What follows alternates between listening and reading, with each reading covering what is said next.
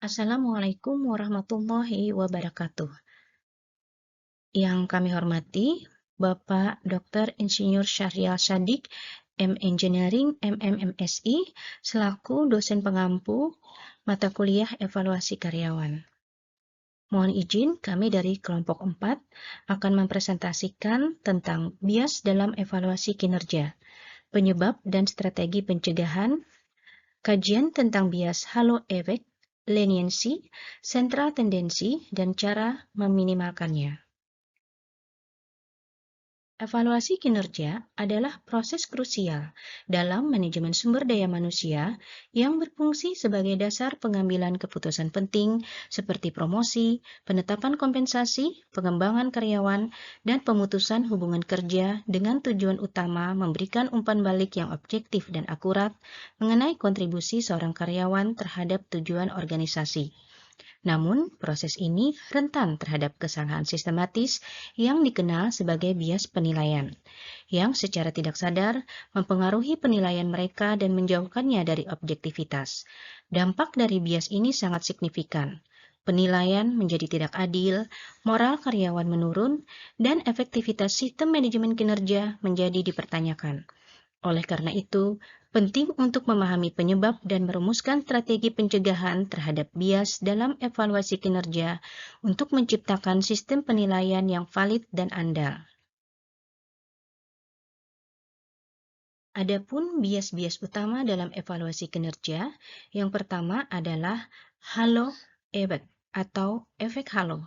Bias di mana penilai mengambil satu karakteristik, baik itu positif atau negatif, dari seorang karyawan dan menggunakannya untuk mempengaruhi penilaian di semua aspek kinerja lainnya.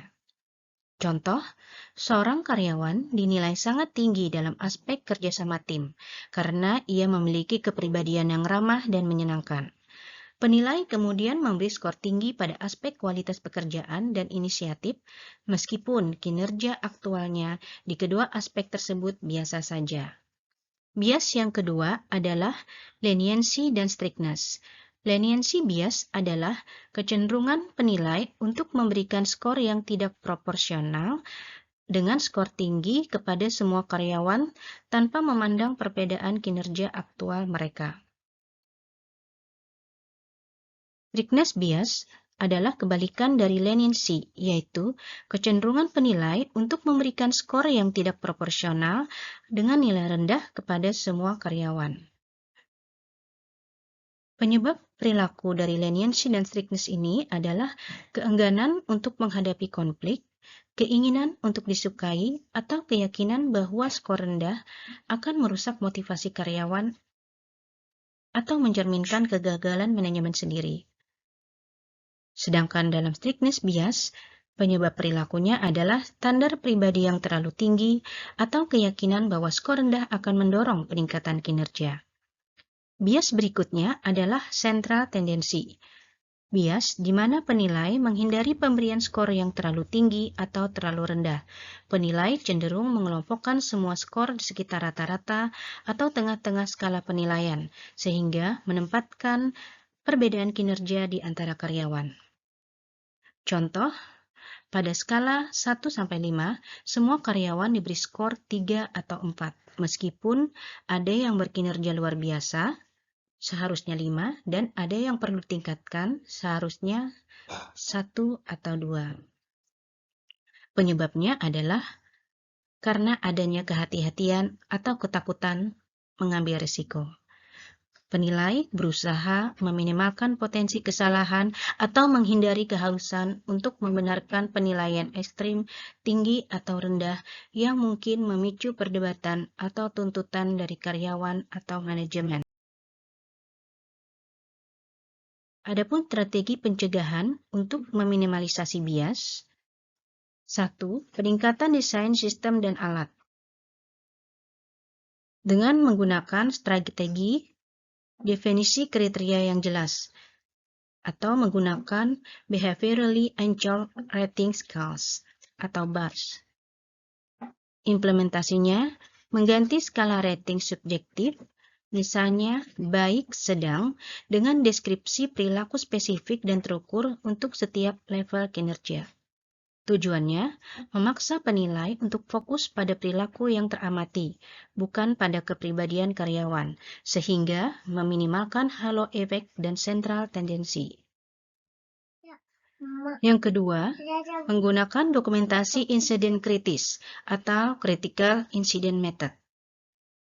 Implementasi mengharuskan penilai untuk mencatat contoh-contoh spesifik dari perilaku kinerja yang luar biasa, positif maupun yang tidak memadai atau negatif sepanjang periode evaluasi.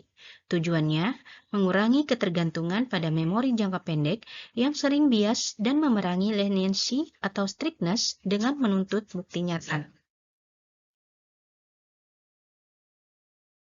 Kemudian, strategi pencegahan dan peminimalisasi bias yang ketiga adalah dengan menggunakan pendekatan penilaian multi-rater atau 360 derajat. Implementasinya mengumpulkan umpan balik dari berbagai sumber seperti atasan, rekan kerja, bawahan, atau klien.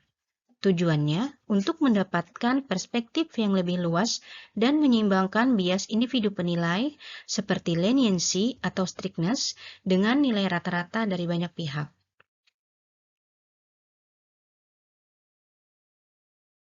Strategi selain itu dengan melakukan pelatihan penilai atau rater training. Pelatihan adalah alat paling efektif untuk mengatasi bias kognitif. Pelatihan kesadaran bias atau bias awareness training adalah memberikan edukasi tentang definisi, contoh, dan dampak psikologis dari halo efek, leniency, dan sentral tendensi. Tujuannya adalah membuat bias yang tidak sadar menjadi sadar, sehingga penilai dapat melakukan koreksi diri. Yang kedua, melakukan pelatihan kerangka acuan Frame of Reference Training atau FORT. Pelatihan yang mengajarkan penilai untuk melihat kinerja dengan kerangka yang sama. Peserta pelatihan menonton video kinerja, menilainya, dan kemudian membandingkan skor mereka dengan skor ahli. Hal ini melatih mereka untuk memahami dan menerapkan standar kinerja yang sama persis, mengatasi leniency dan sentral tendensi. Kemudian, latihan critical incident, yaitu dengan melatih penilai untuk secara aktif mendokumentasikan dan mengkategorikan perilaku spesifik karyawan yang merupakan keterampilan kunci untuk menanggulangi halo efek dan sentral tendensi. Strategi pencegahan dan minimalisasi bias yang ketiga, tinjauan dan akuntabilitas. Yang pertama, sistem tinjauan banding atau calibration meeting. Sekelompok manajer berkumpul untuk meninjau dan mendiskusikan penilaian yang diberikan kepada karyawan mereka. Jika ada skor yang sangat tinggi atau sangat rendah, penilai harus mempertahankan penilaian mereka dengan bukti terinci.